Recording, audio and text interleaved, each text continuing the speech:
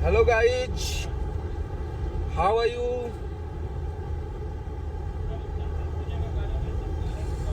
बेची कहाँ पे किताब भुजा खा गई राजा नहीं हर में कलम चबा गई। ट्रेलर चालू हो गया। केसरी लाल का यादव का ट्रेलर शुरू हो गया है। देवे खाती अपना हिट मशीन के देवे खाती बहुत बहुत धन्यवाद। और आज एगो हमनी के बहुत ही जबरदस्त और बहुत ही मजबूत सिनेमा आ रहल बा, जौना सिनेमा के नाम है डंस।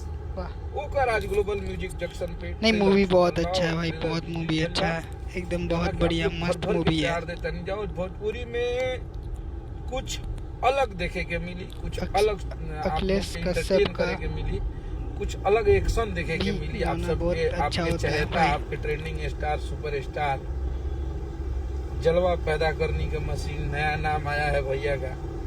तो आज भोजपुरी सब मिलके एक साथ काम करो। बाबू कमेंट करी जा आप सब, और किसी का विरोध मत करो।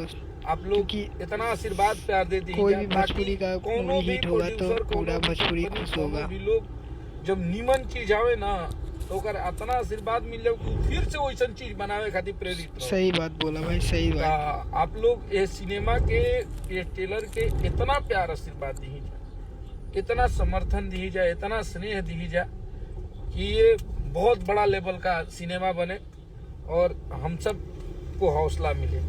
हमनी के ये चाहत बा कि डन सिनेमा के आप लोग इतना प्यार दीजिए। और जैसे हमारा गाना के मात्र 7 से 8 दिन में आप सब 15 मिलियन व्यूज, मतलब कि 1.5 करोड़ व्यूज, आज भी वो गाना वही रफ्तार में चला था जौना रफ्तार में रिलीज भइल रहे, चलत रहे, ओकरो ले तेज हो गई। हमरा लगा था कि आप लोग के स्नेह प्यार रही 20 से 25 दिन में गाना 50 मिलियन रही।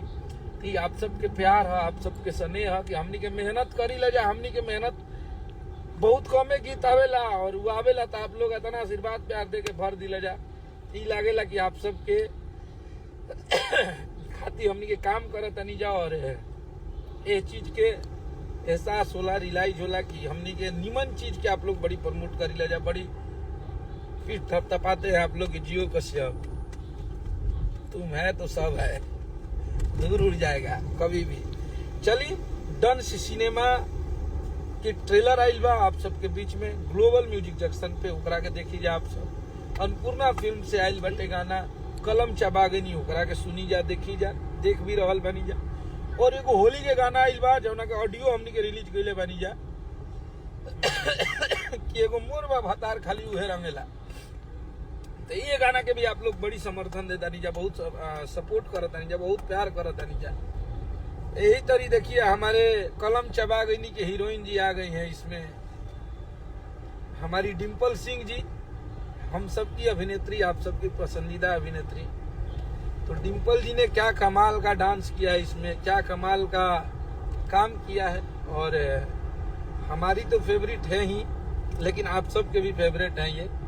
तो डिम्पल जी के लिए भी आप लोग उनको बहुत स्नेह आशीर्वाद दीजिए। ये हमारी बहुत अच्छी दोस्त है, हमारी सुख दुख की साथी हैं ये। तो डिम्पल जी, हंजी बाबा सिंह जी, वाह वाह वाह वाह वाह वाह।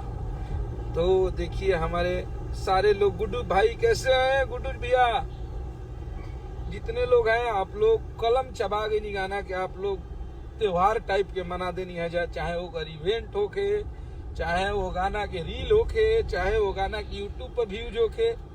पहला बार हमारा लगा था कि भोजपुरी में इतना ऑर्गेनिक व्यूज और इतना तगड़ा व्यूज और कोनो गाना के जा रहा बा जौना पे नो पेड प्रमोशन, नो एडवर्टाइज, कुछ भी नहीं है, सिर्फ पब्लिक का एडवर्टाइज है और पब्लिक ने साबित कर दिया।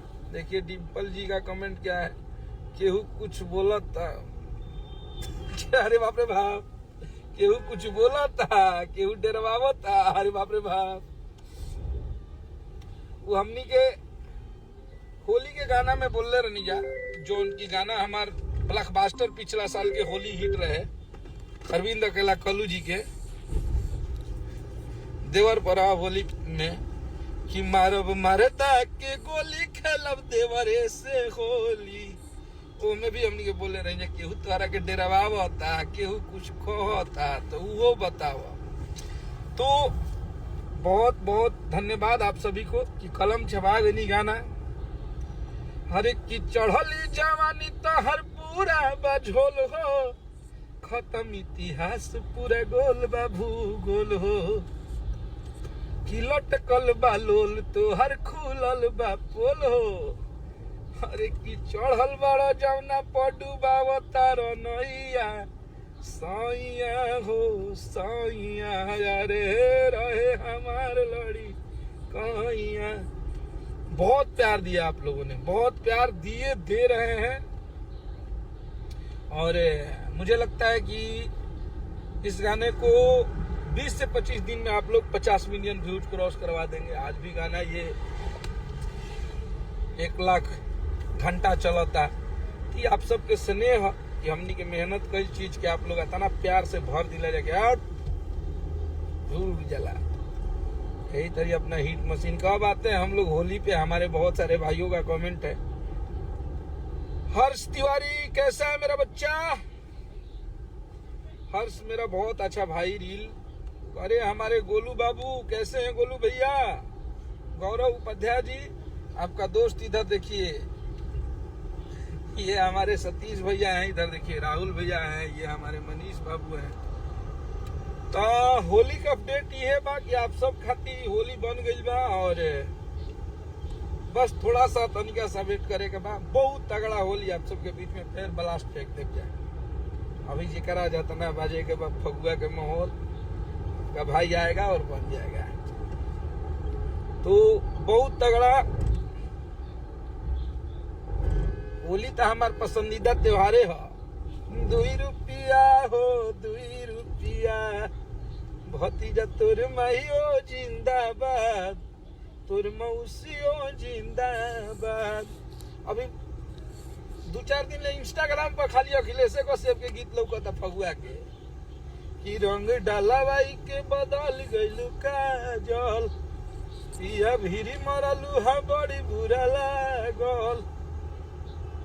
बहुत सारा गाना हमारा ट्रेंड करता है इंस्टाग्राम पे कि हमारा से रंग ना डालाई भौजाई, अब पेट में भतीजा बकरिया हो जाई, पेट में भतीजा बकरिया हो जाई। अच्छा है पिछला साल आप सब इतना बड़ा हिट कैले रही जाए कि कांड तू बरांड कैलू हंसता जवार हो।